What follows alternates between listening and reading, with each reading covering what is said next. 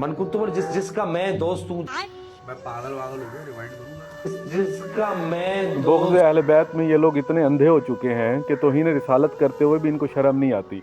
जिस नबी करीम सल्लल्लाहु अलैहि वसल्लम का परवरदिगार आलम ने साया इस वजह से नहीं बनाया कि कहीं मेरे नबी की तौहीन ना हो जाए, उस नबी का ये मुल्ला दोस्त है। जिस नबी को परवरदिगार ने कुरान मजीद में कभी यासीन कहा, कभी तौहा कहा, कभी मुज़म्मिल कहा, कभी मुदस्सिर कहा, लेकिन नाम नहीं लिया, उस नबी का ये मुल्ला दोस्त है।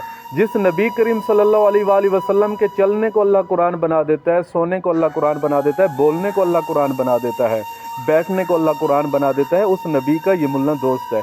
जो नबी अगर खारे पानी में भी अपना लुआब डाल दें तो वो शहद से मीठा हो जाए, ये मुल्ला अगर साफ़ पानी की तरफ देख भी ले तो वो पानी गंदा हो जाए, उस नबी का ये मुल्ला दोस्त है।